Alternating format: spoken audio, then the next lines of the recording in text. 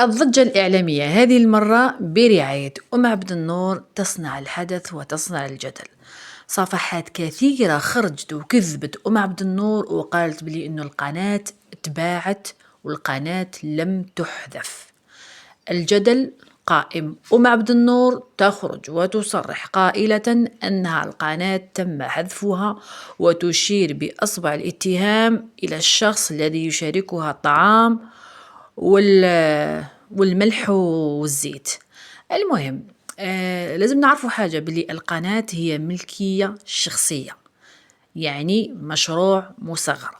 وكما تعرفوا عبد النور القناة تاعها اللي كانت حوالي 3 ملايين أبوني كانت قناة كبيرة، كانت قناة مصدر دخلها عن طريق الإشارات، عن طريق الإشارات اليوتيوب وكذلك الإشارات للشركات العمومية أو الخاصة اللي موجودة في البلاد. هذا الشيء معروف مفروغ منه. حذفت القناة انبيعت، هنا يوقع الجدل. عبد النور خرجت وصرحت وقالت باللي حسبي الله ونعم الوكيل في الناس اللي يتكذب فيا وكذا وكذا وكذا.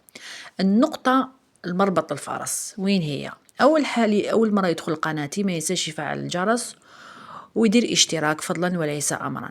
المهم مربط الفرس أنه لما النقطة اللي حسبت ضد عبد النور هي لما خرجت وصرحت وبكات وقالت باللي أنه القناة تاعها تم حذفها من أقرب الناس لها وأنها تغدرت وأنها تم يعني قتلها في مقتل، يعني هي أشارت بأصبع الاتهام إلى الشخص اللي عايش معها. هي ما قالت لكمش وأنا كذلك ما نقول لكمش وانتم على بالكم. المهم هنا كاين شقين الحقيقة، سواء عبد النور يعني بخطأ من الزوج تاعها تم حذف القناة يعني، ويمكن تم بيع القناة. يعني هنا كاين احتمالين وكل احتمال عنده الأدلة تاعو. الصفحات قالوا بلي القناة ما تحذفتش، علاش؟ لأنه كاين بزاف ناس يتحذف لهم قنوات عن طريق الخطأ أو إلى غير ذلك. كاين ناس يعني داخل الوطن وخارج الوطن يعني متخصصين في هذا المجال يقدروا يتصلوا بمنصات اليوتيوب إلى غير ذلك. كاين واحد الأمور هكذا تقنية يقدروا يسترجعوا القناة. حتى أنه أم وليد بنفسها دخلت وقالت لها وبعثت لها رسالة واتصلت بها وقالت لها كاين شخص موثوق أنه يقدر يرجع لك القناة، ولكن عبد النور يعني ما لم تستجيب. كما كاين قنوات واحد أخرين دخلوا على الخط، قنوات كبيرة وصفحات كبيرة دخلوا وجابوا أشخاص وقالوا يقدروا أنه يرجعوا القناة عبد النور إذا تم حذفها من منصة اليوتيوب، لأنه كاين بعض الأمور تقنية كاين ناس يعرفوا في هذا المجال يقدروا يرجعوا القناة. مفهوم؟ إلا إذا بوعت. كي تتباع القناة عندنا هنايا أمر ثاني. علاش؟ لأنه القناة لما تتباع وش يصرى؟ صاحب القناة الجديد وش يدير؟ يعاود كما يقولوا يعاود يدير كلمة مرور جديدة ويعاود يعدل على الإيميل ويعاود يدير أمور أخرى. يعني القناة تولي لا وجود لها في عالم أو في منصة جوجل أو اليوتيوب.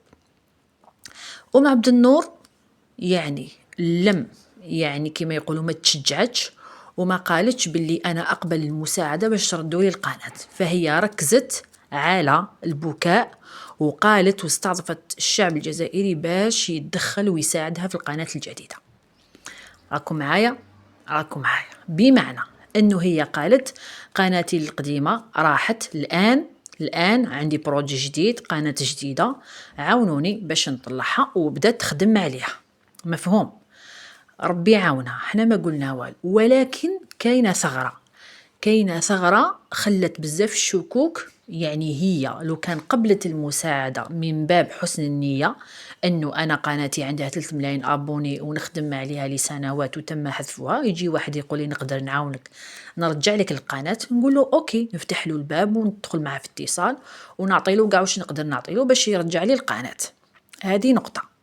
هي لم ترد على كل الرسائل اللي جات لها باش يعاونوها باش ترد القناة، لأنه قناة عبد النور قناة كبيرة ومعروفة داخل وخارج الوطن. كاين بزاف ناس دخلوا من باب حسن النية والمساعدة أنهم يساعدوها. كيما ساعدوها الناس العاديين بالاشتراكات والمشاهدة، كاين ناس على مستوى تكنيك وإلى غير ذلك يفهموا في هذا المجال، حبوا يدخلوا، ولكن عبد النور يعني لم تفتح لهم باب. هنا نقطة علامة استفهام.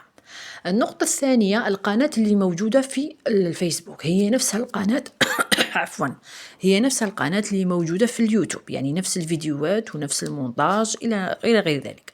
يعني تقدر الفيديوهات اللي موجودين على منصة اليوتيوب عفوا الفيسبوك تقدر تحملهم وتدخلهم إلى قناة جديدة، أو تقدر ترجع القناة القديمة. ولكن عبد النور قبلت التحدي ودخلت الشعب الجزائري في تحدي جديد، أنها دارت قناة، والحمد لله حطت 4 فيديوهات على ما أعتقد، والقناة يعني قفزت قفزة نوعية، حتى اليوتيوب تشوكا 2000 و 2200 ألف أبوني في يوم واحد، يعني تضامن كبير، وهي تستحق هذا التضامن لأنها طباخة ومعروفة ومشهورة، والناس كي توقف معها شيء عادي، لأنه الناس المعروفين يوقفوا معهم الناس لأنهم عندهم شهرة. أما واحد ضعيف ما يعرفوا حتى واحد ما يوقف معه حتى واحد. المعنى والحاصل، عبد النور إن شاء الله يعني ديروا بارطاج هذا الفيديو. عبد النور بداية موفقة، باعتها ما باعتهاش تم حذفها، هذا الحاجة تبقى بينها وبين الشخص هذا اللي راهي توجه له أصابع الاتهام. هذه الحاجة الأولى.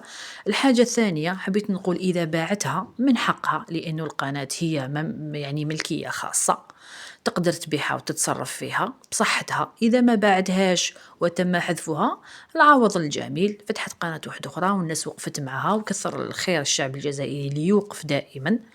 المهم بداية موفقة، وإن شاء الله إن شاء الله إذا كانت عندها نية أنه تسترجع قناتها القديمة تقدر، لأنه كاين بزاف قنوات تم حذف قنواتهم عن طريق الخطأ وتم استرجاعهم، وكاين أمثلة بزاف، وهذا الشيء وارد ويحصل حتى مع القنوات الكبيرة. وصلنا لنهاية الفيديو، إن شاء الله الفيديو يكون نال إعجابكم. هناك اتهامات يعني أو إشاعات تقول أنه الزوج تاعها باعها ب500 مليون، يعني كاين إشاعات تضارب في الآراء، وكل يعني إذا كانت إذا كانت هذه الأمور صحيحة فالبينة على من ادعى. المهم وصلنا للنهاية، نقول لكم باللي حاولوا تكونوا واعيين في مشاعركم أكثر من تكونوا يعني مندفعين بعواطفكم. هذا واش حبيت نقول. كما يقولون الزمان الله يكثر الطنوحة باش يعيشوا الفايقين، عبد النور تستحق فرصة ثانية، عندها الحق أن يكون عندها فرصة ثانية، وأنها تفتح قناة جديدة وبداية جديدة، وإن شاء الله يرجعوا لها الإعلانات وترجع تخدم كما كانت قبل. المهم هي لعبة كارطة، والكارطة تاعها كانت ناجحة وموفقة.